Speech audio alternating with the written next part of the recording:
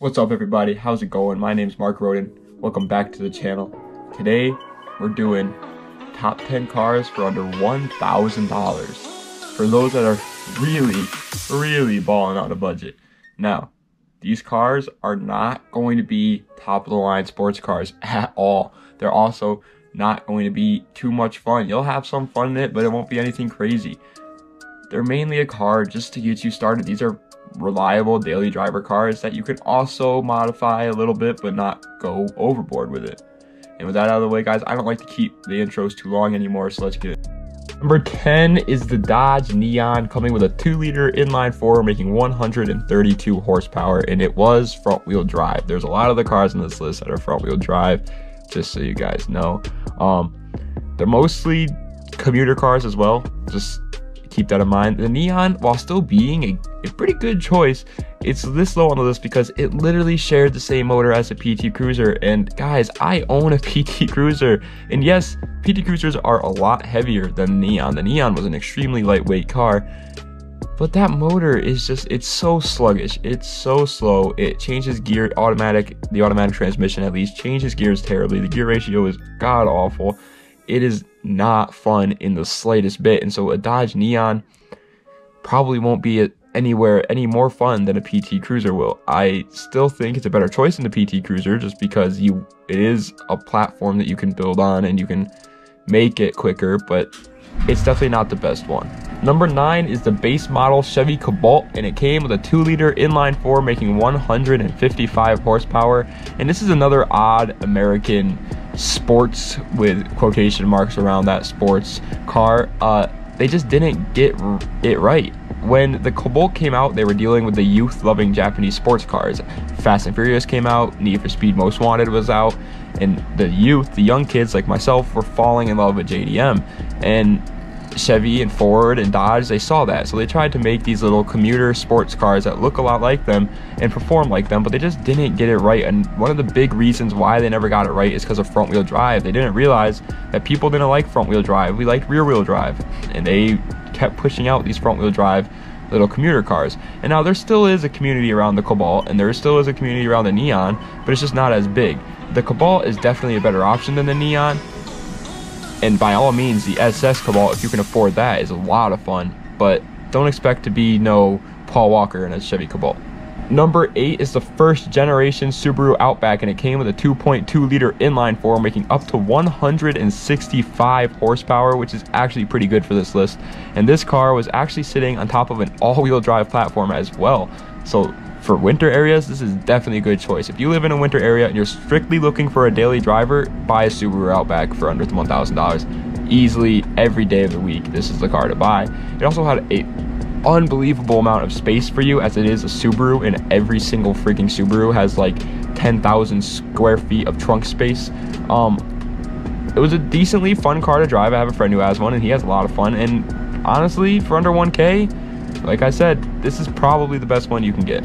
Number 7 is the Honda Del Sol, and it came with a 1.6-liter inline-4 making 160 horsepower on top of a front-wheel drive platform, and this car only weighed in at 2,300 pounds, which is only 100 pounds more than the first generation Miata. So it basically, if you think about it, it basically is a front-wheel drive Miata. I mean, who doesn't love Miatas? To be honest, I'm really surprised this car can be found for under 1K, since it's a very popular car to modify, and it looks pretty good. I mean, it's definitely a unique look that it has to it.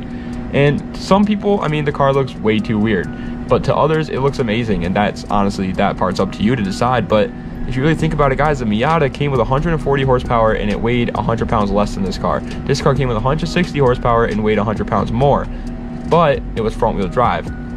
Pick your poison, you know what I mean? This Del Sol, it's a great choice. Number 6 is a late 90s to early 2000s Toyota Camry, and it came with a 2.2-liter inline-4 making 133 horsepower, and yes, it was front-wheel drive. Now you may be asking yourself, why is this car so high on the list? It's a freaking Toyota Camry, that's not fun. The only reason why I put it this high on the list is because I think it's one of, if not the best daily driver car you can find for under 1K. The motor is built like a tank. It gets great gas mileage. It has just the right amount of space, and parts are absolutely dirt cheap. On top of that, it really isn't that bad to look at either. It's a I mean, it's a boring car, but it's nothing like, doesn't look ugly. It's not a PT Cruiser. It's not a Toyota Prius. It just looks normal. And to be honest, it's the perfect point A to point B car. The reason why it's not number one on the list is because I don't think you'll have the most fun in it. I don't think you'll be the happiest with a Toyota Camry, but for daily driving, if you don't care about cars, buy a Toyota Camry. Number 5, halfway through the list, and it's the Honda Accord, 4th generation, all the way up to the 6th generation. And obviously, since I'm talking about different generations, they all came with different motors that all to produce different amount of horsepower.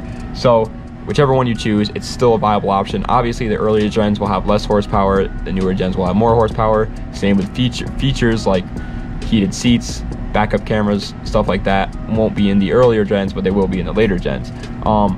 To be honest, this car has got to be the most underrated Honda in my opinion. When you think of Honda, you think of the Civic or S2000 or even the Prelude, but no one brings up how wonderful the Accord is. It shares the same reasons why the Camry is amazing, but the aftermarket capability is just that much better. You can find one of these cars for cheap because of the fact that nobody really cares about the Accords when looking for a Honda, and so you know that means one man's trash is another man's treasure.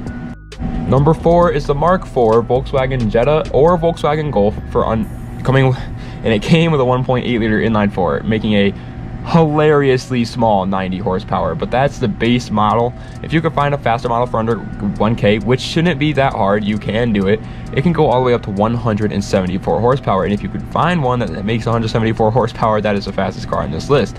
And that makes it an unbelievable option. These cars were front-wheel drive, of course, and as we all know, the Mark IV Volkswagens have one of the biggest communities around them. That's the reason why it's number 4. The reliability isn't really there. The parts aren't as cheap as Honda parts, but where you lack in reliability and just daily drivability, you make up for in aftermarket support and being a part of the car scene. I mean, a Volkswagen Jetta or a Volkswagen Golf is a perfect way to get started in the car scene, and it's relatively easy to work on since it's an older Volkswagen. It's not these new ones with all advanced technology.